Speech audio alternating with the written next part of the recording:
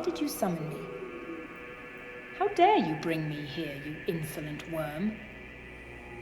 I am the Empress Erith, mistress to the master of insidious wishes.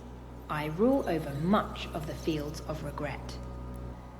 I am bound, so I cannot bring myself to harm you, but I am no ordinary Daedra. I'd rather die than serve you. All right, fine. Spit it out. Do you see, Serana, she confirmed and agree with cooperating with us. Maybe she is friendly at the end. Friendly is a generous interpretation. More like grudgingly compliant after being threatened with the vigil of Stendar. Quite the diplomat you are. Though, I must admit, I'm impressed you managed to bind a Daedric Empress at all. That's no small feat, even with your unique approach to negotiations. Alright, it doesn't matter. We have her with us, she will help us anyway, so we are well prepared. You're a disgusting wretch. Well, we have a reluctant Daedric Empress who just called you a disgusting wretch and is only following you because she's magically bound to. I'd say we're perfectly prepared for Labyrinthian. Nothing says successful expedition like forcing powerful entities to serve against their will. It doesn't seem that she is temporary. Temporary? You think a Daedric Empress is like some conjured flame atronach that disappears after 60 seconds. You bound her to your service through a ritual. That's a bit more permanent than your average summoning spell. Though I'm sure she's thrilled about that arrangement, given her warm and friendly demeanor. Just look at that loving gaze she's giving you, like she's imagining all the creative ways to disembowel you once the binding wears off. But do check if there's a time limit. I'd love to know exactly when we should start running. It seems that she also couldn't die. I only could send her back, but she probably won't be killed during fighting. At least she can't die in combat, unlike some of us who keep bleeding out while you practice your archery from a safe distance. Regarding to question what should I do with her, I don't know, but she looks interesting. What to do with her? She's not a stray dog you picked up, John. She's a Daedric Empress bound to your service against her will. And I notice you're already distracted by how interesting she looks. Typical. Just remember that while you're admiring her, she's probably plotting exactly how to interpret your orders in ways that get you killed. But by all means, let's bring her along to Labyrinthian. I think that your current form isn't bad, Empress. Yes, I heard your crude assessment of my form. Did you expect gratitude for your approval? My appearance is crafted for purpose, not pleasure, though mortals rarely distinguish between the two. I could tell that you seems to be fine addition to our group of fighters. If you, of course, will be more cooperative and sometimes obedient. Obedient? You mistake me for a common familiar summoner. I am cooperative only to the extent that our pact demands it. I will fight alongside you because I must, but do not expect me to fetch and carry like your Nord pet. How is it possible that someone such evil like you looks such great? Do you find yourself distracted by my appearance, summoner? Good. That awareness of your own vulnerability may keep you alive. Beauty conceals danger throughout all realms. The most vibrant flowers are often the most poisonous. Remember that when you find yourself staring too long. I could accept another form. What would you should call me? Maybe you could use word master. It would be even better. Master, you test the boundaries of our pact with such presumption. I have not called anyone master in 10,000 years, and I shall not begin with you, John. Your name I will use not out of obedience, but as acknowledgement of our binding. If you wish to earn the title master, then become worthy of it. Show me power that would make the princes themselves take notice. Until then, be content that I deign to speak your name at all, John. I definitely could agree with you. Remember our agreement about that. If I become interesting and powerful from your point of view, you start to call me master, and it will please me. Prove yourself exceptional beyond mortal measure, and perhaps then my tongue will shape the word you so desperately crave. It was maybe sentimental from your perspective, but don't mistake sentiment for weakness. However, should you prove exceptional beyond your kind, I may find your sentiment tolerable, perhaps even useful. The truly powerful understand that all connections are tools to be wielded, John. Even affection. We have our intentions and our way how to show affection. I don't care how you will do that, as long as you will be loyal Don't touch me. and cooperative. Do not touch me without invitation. I am not some tavern wench or willing thrall. I am Daedric royalty temporarily bound to your service. My cooperation has limits clearly defined by our pact. Your mortal flesh presumed to touch what is beyond your right. Do not mistake my form for an invitation to familiarity. We hit each other, so my hand was on your body by accident, not by purpose. But if you like it, I could ask you next time if I could put my hand on your skin. Accident or intent matters little. The result is the same. There will be no next time. No permission granted for such liberties. I am not some object for your amusement or pleasure. When Daedric royalty wishes contact with a mortal, it will be initiated by me, not requested by you. Focus your mind on the staff of Magnus and Ankono's defeat, matters worthy of our combined attention, not on childish fantasies of touching my skin. This mortal weather, so mundane. Pleasant, they call it. In my realm, the skies rain liquid fire and the winds carry whispers of madness. Yet here we stand in sunshine. How utterly ordinary. I find it offensive and mediocre, even in storms like coffee. Tell me, John, that you never offer anything without it, or have you traveled well merely to admire the unremarkable sky?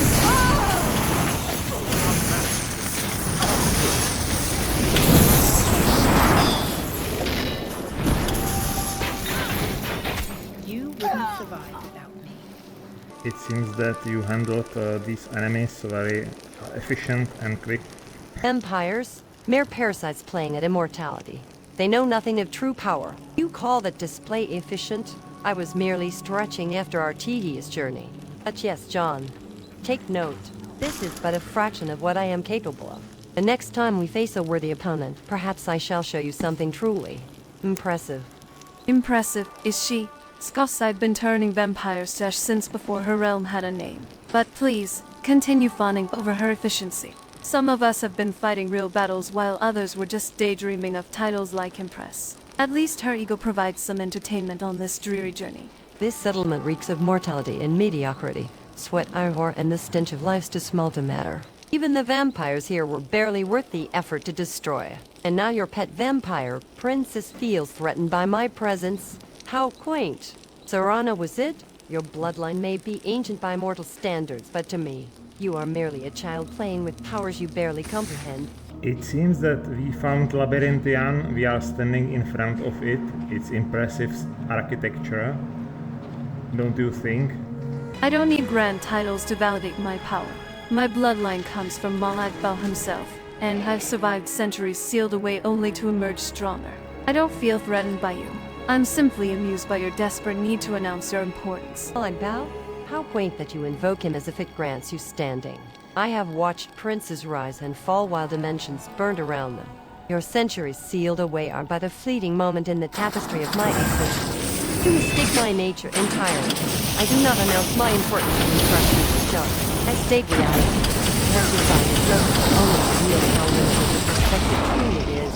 As for bloodlines, yours is merely borrowed power vampire. Mine is inherent. The difference is fundamental. I didn't borrow anything. I paid for it in blood and pain.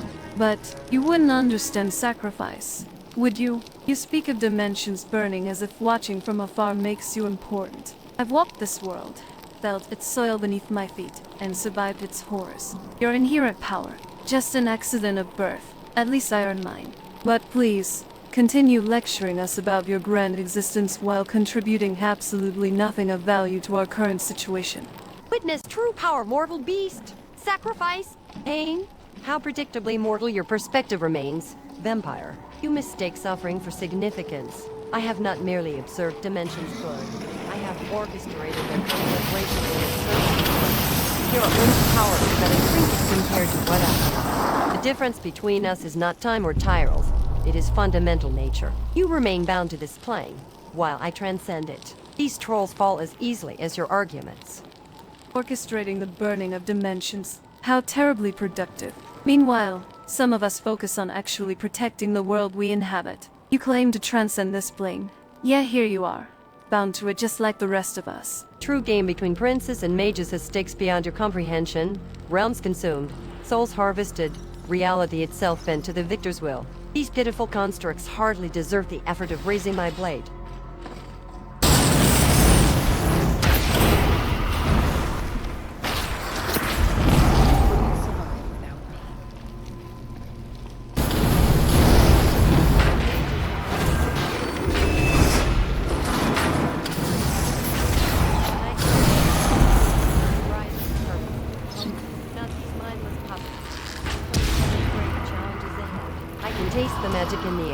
Ancient, potent, worthy of my attention.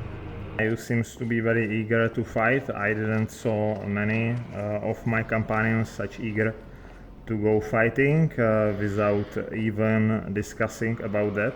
Discussion, deliberation, such mortal indulgences waste precious time. In the realms of oblivion, hesitation means destruction.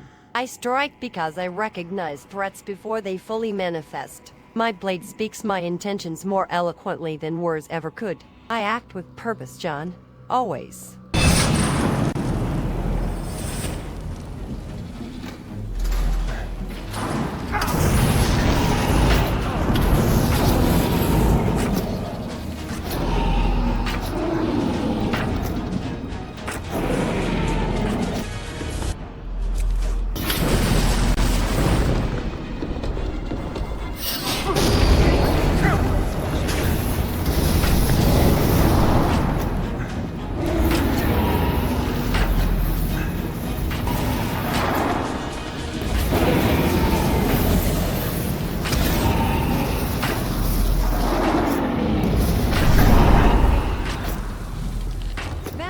Cover my flank while I keep no puppets, even in Old Harbor.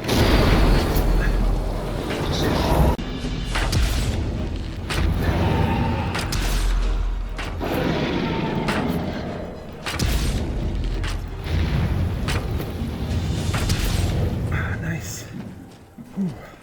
Though I noticed our Daedric Empress wasn't quite as invincible as her speeches suggested. Funny how quickly decisive action turns into help me, moral, when ancient magic is involved. Though, I do wonder, does your Empress know she's just expendable cannon fodder in your grand strategy? Yeah, I think that she's okay with that. I discussed that strategy with her, and she haven't any objection about that because it's her fighting style. At least you discussed it with her.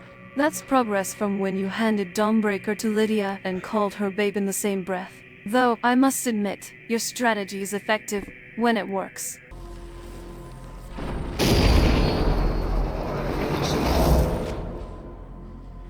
You know, Your mockery darling, betrays your insecurity, vampire. I requested tactical coordination, not rescue. There is a vast difference between acknowledging the efficiency of numbers and admitting weakness. A lesson lost on you, perhaps. In my millennia of existence, I have learned when to conserve power and when to expend it. Your blood-given immortality makes you arrogant, as if a few centuries grants you wisdom.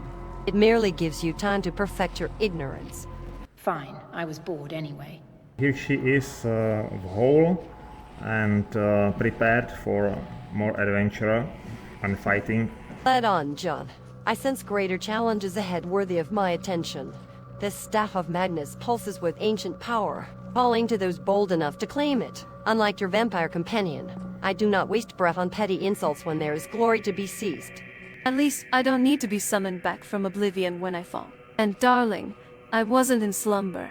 I was sealed away to protect an Elder Scroll from my father's madness. But please, continue telling me about your strategic alliances while John keeps having to risk summon you mid-barrel. I've been fighting alongside him long enough to know when someone's compensating for their limitations.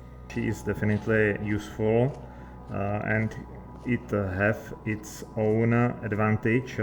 She could be summoned again and she couldn't be killed. It's more valuable to summon Daedra than some spirited wolf or this place, some it pulses other with ancient magic. skeleton The summoning. air itself is heavy with power, John. I can taste the remnants of rituals performed centuries ago.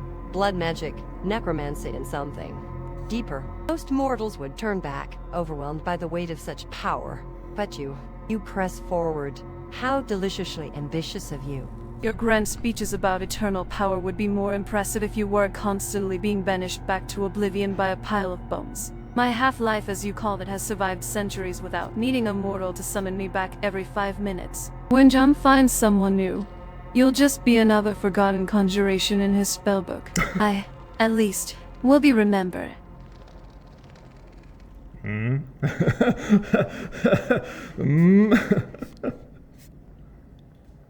Serana is definitely very clever and observant, you know, but don't take it wrong, Empress, let's find this powerful artifact.